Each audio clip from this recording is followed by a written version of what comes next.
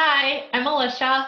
And I'm Dave, and today we'll read Miss Nelson is Missing. The kids in room 207 were misbehaving again. Spitballs stuck to the ceiling, paper planes whizzed through the air. They were the worst behaved class in the whole school.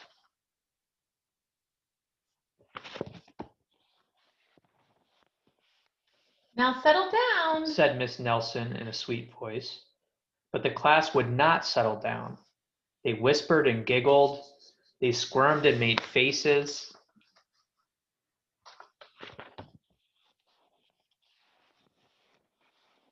They were even rude during story hour, and they always refused to do their lessons, Something will have to be done. said Miss Nelson.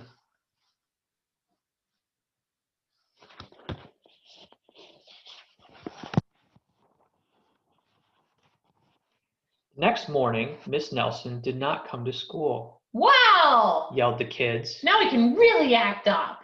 They began to make more spitballs and paper planes. Today, let's just be terrible. They said. Not so fast, hissed an unpleasant voice.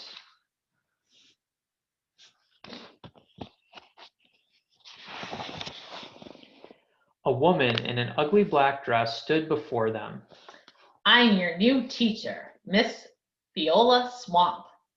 And she rapped the desk with her ruler. Where's Miss Nelson? Asked the kids. Never mind that. Snapped Miss Swamp. Open those arithmetic books.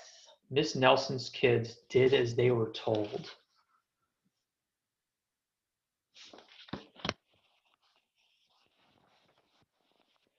They could see that Miss Swamp was a real witch. She meant business.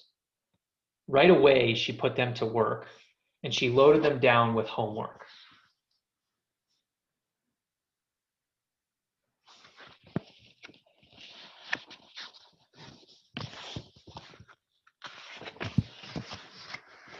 We'll have no story hour today, said Miss Swamp. Keep your mouth shut, said Miss Swamp. Sit perfectly still, said Miss Swamp. And if you misbehave, you'll be sorry, said Miss Swamp.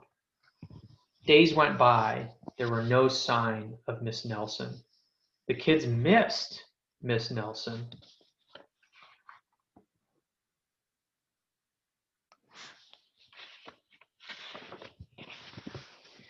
Maybe we should try to find her. Some of them went to the police.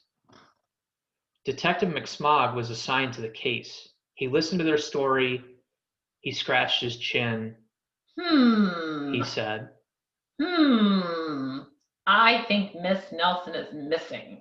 Detective McSmog would not be much help.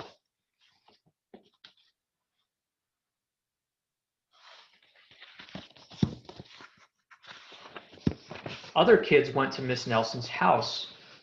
The shades were tightly drawn and no one answered the door. In fact, the only person they did see was the wicked Miss Viola Swamp coming up the street. If she sees us, she'll give us more homework. They got away just in time.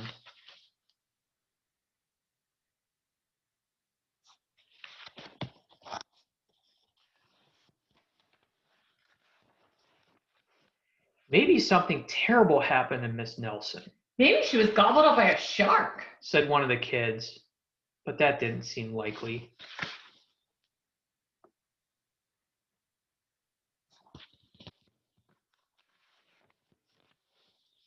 Maybe Miss Nelson went to Mars, said another kid, but that didn't seem likely either.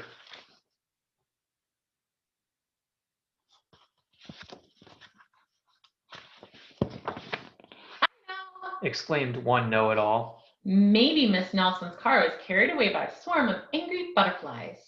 But that was the least likely of all.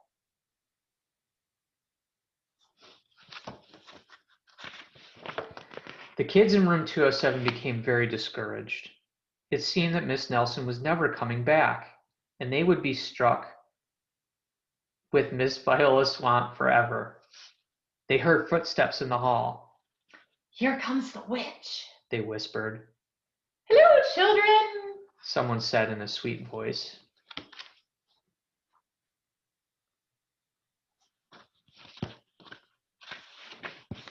It was Miss Nelson. Did you miss me? She asked. We certainly did. Cried all the kids. Where were you?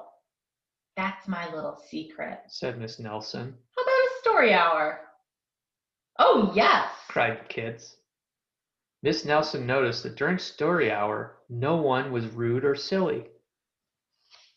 What brought about this lovely change? She asked. That's our little secret, said the kids.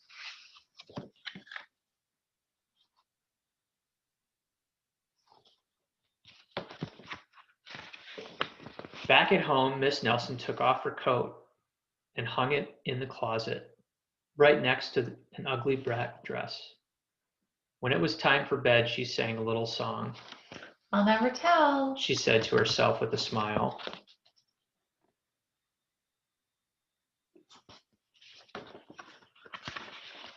P.S. Detective McSpog is working a new case. He is now looking for Miss Viola's swamp.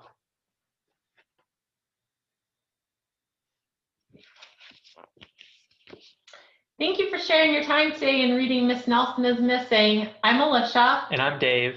Thank you. Thanks.